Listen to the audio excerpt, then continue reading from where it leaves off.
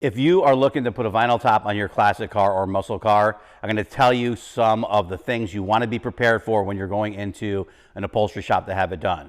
We kind of go through this over and over with every customer and have to say the same spiel, and kind of hoping that if we do a video of it, it will take some of it out so we don't have to answer the same questions over and over again. Things you want to look for when you're bringing your car in, obviously prep. This top's already been done.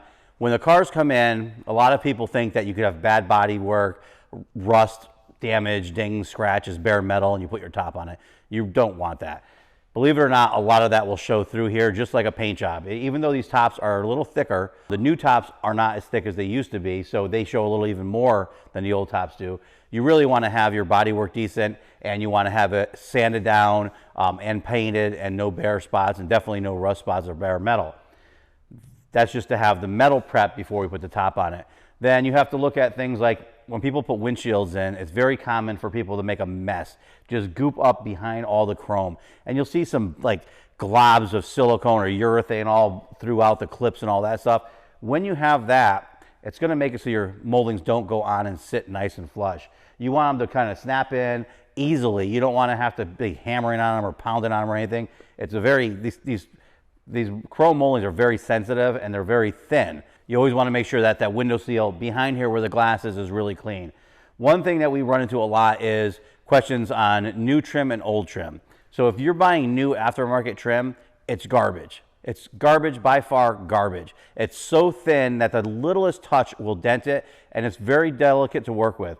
The original stuff, if you have it, is always better to go with that because it is thicker, but it is very expensive to actually repair all the dings, dents, and waves out of it, which is also a problem when people sometimes put the urethane moldings in here. What they'll do is they'll put the chrome in it when it's wet. So now your chrome gets stuck inside that, and removing it is really tough to do without damaging the chrome. So that adds a lot of time to the overall build of the top, or repair of the top. Same thing with your side moldings and your back moldings there. You know, you want to make sure that everything's clean and fitted. A common thing that we get is up on here, people will do some body work, or they'll have like a body filler in the drip rail.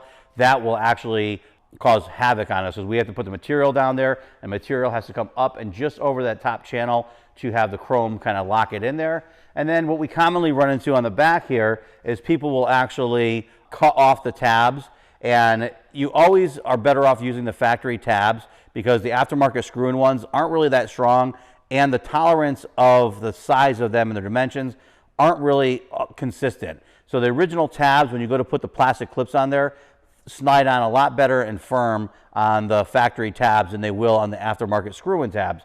So when possible, leave those, keep them good, and we can reuse them.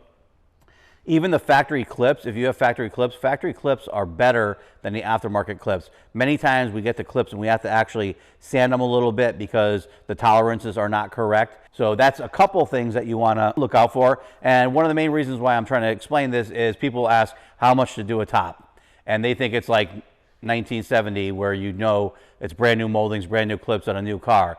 It's not the case. These cars are getting very old now, and what ends up happening is there's a lot of variables in putting a vinyl top on now. And putting the top on is, I would say, the easier part. The trim and all that stuff, when done right, goes on fairly simple, but when not done right, it could wreak havoc. And for instance, this car actually, even though the molding is a little wobbly and stuff like that, that's how it came in, and he didn't want us to repair it, because repairs on a moldings, to go through these things, it could be thousands and thousands of dollars to go through and to re-hammer and shrink and actually re-chrome or polish them depending on what material they are. So it could get very expensive. This one actually was nice. Even though the windshield was gooped up a little bit, we were able to clean up the silicone. Usually you're supposed to use urethane, but there was silicone in this window. So we cleaned up a lot of the silicone so the clips function really nice. All the clips were in there, which is very rare. A lot of times on certain vehicles, you have to pull the glass to actually get the clips back in.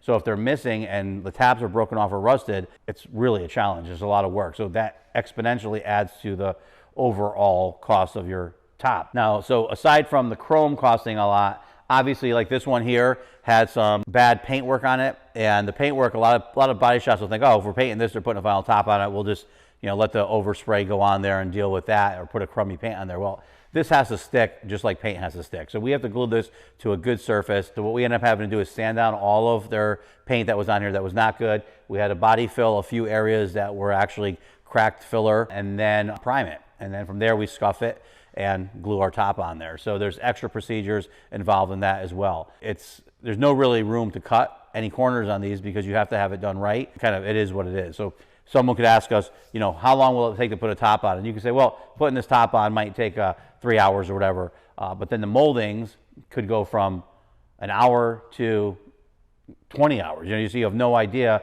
what is involved in underlying issues on these tops. And that's why it's hard to give a price now, whereas 30, 40 years ago it was easier to say this is how much it is because everything was new and popped right off and popped right back on. So hopefully this video helps you. And if you need a vinyl top and you are in the Connecticut area, hit us up, atomicautoworks.com. We're going to be doing more videos like this to help people. I know it's not going to be a lot of people watching these videos because there's not a lot of vinyl top people out there, but hopefully this helps you. Please like, share, follow, subscribe, ring the bell to see more of our videos, to learn more about all the different cars we do, hot rods, muscle cars, new cars, everything. So thanks for watching.